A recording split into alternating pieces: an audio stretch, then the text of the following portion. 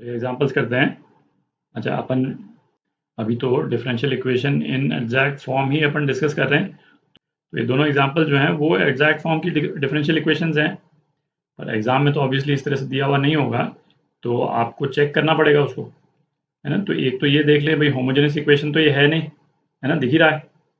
और दूसरा आप चेक करेंगे कि लीनियर डिफरेंशियल इक्वेशन है कि नहीं, है ना। साइन और कॉस की टर्म्स आ रही हैं तो लीनियर डिफरेंशियल इक्वेशन भी नहीं हो सकती, वेरिएबल सेपरेट हो नहीं सकते इसके इजीली। ठीक, तो चांसेस हैं कि ये जो है एग्जैक्ट फॉर्म की डिफरेंशियल इक्वेशन हो सकती है। ठीक, तो इसको अपन रीअरेंज करें। तो पहले तो अपन इसको रीअरेंज करेंगे, किस फॉर्म में लाएंगे, M D x plus N D Y is equal to zero. तो इस फॉर्म में इसको रीअरेंज कर देंगे तो क्या आ जाएगा, 2x cos y dx plus 2y minus X square sine y dy is equal to zero.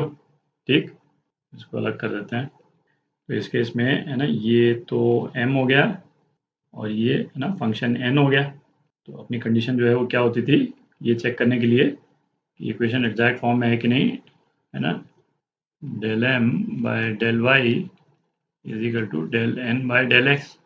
ठीक, तो del m by del Y है ना, ये अपन निकालेंगे तो क्या आ जाएगा, माइनस 2x साइन वाई, है ना, ये आ जाएगा।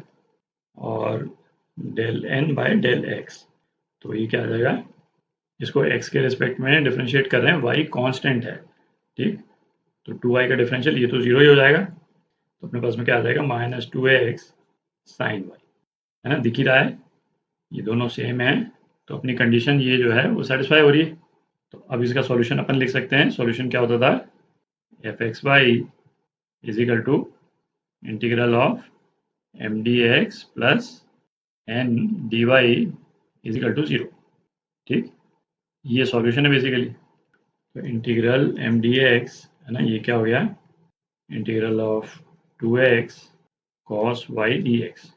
तो ये क्या हो गया, है ना, x square by two, two cancel out हो गया, एक्स स्क्वायर कॉस वाई, है ना, प्लस सी मैं नहीं लिख रहा हूँ, वो लास्ट में जब सॉल्यूशन लिखेंगे, है ना, वहीं पे दोनों इंटीग्रल्स के कांस्टेंट्स को मिला करके एक सिंगल कांस्टेंट अपन लिख देते हैं। और दूसरा integral of N D Y, तो ये क्या हो गया, integral of 2y minus X square sine Y D Y. तो ये क्या हो गया ना, Y square by two, two cancel out हो गया, और माइनस एक्स स्क्वायर है ना, माइनस कॉस वाई, तो ये plus x square cos Y. थोड़ी जगह कर लेते हैं।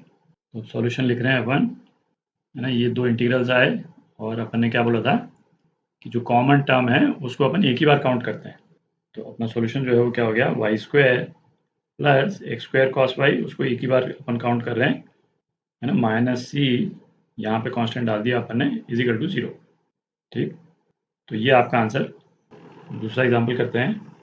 क्या डिफरेंशियल इक्वेशन दे रखी है अपने को, x Y square plus one D x plus x square Y D Y is equal to zero.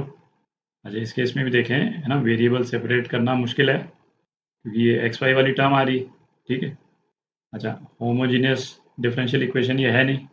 Homogeneous क्यों नहीं है, इस वन के कारण, है ना, होमोजीनियस नहीं है ये।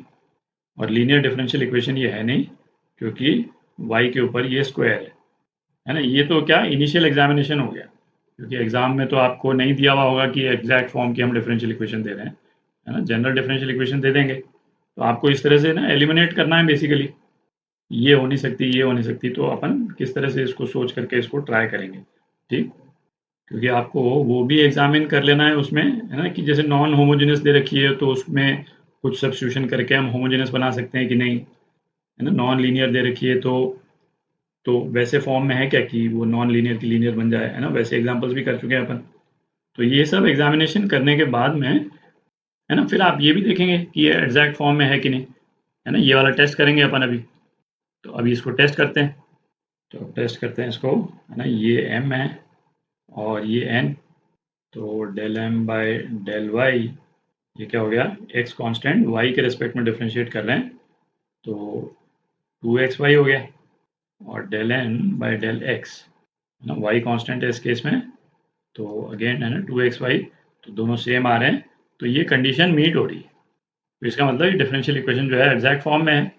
ठीक, तो अब निकालते हैं अलग अलग, है ना। Integral of M D X, तो क्या हो गया, integral X Y square plus 1 D X, तो ये क्या हो गया, X square Y square upon 2 plus X, और integral of N D Y, है ना, ये क्या हो जाएगा, X square Y D Y, तो ये क्या हो गया, X square Y square upon 2। तो अपना सॉल्यूशन क्या हो गया, है ना, ये जो दोनों एक्सप्रेशंस आए हैं इनको अपने को ऐड करना है, कॉमन एलिमेंट्स हैं उसको एक ही बार काउंट करेंगे। तो ये x square Y square by 2 जो है कॉमन एलिमेंट है, इसको एक ही बार अपन काउंट कर रहे हैं, x square Y square by 2 plus x, है ना, minus constant again is equal to 0, है ना। ये आपका सॉल्यूशन। आप चाहे तो इसको 2 से मल्टीप्लाई कर दें, एक दूसरा कांस्टेंट आ जाएगा, है ना, minus C0 is equal to 0। तो ये आपका आंसर।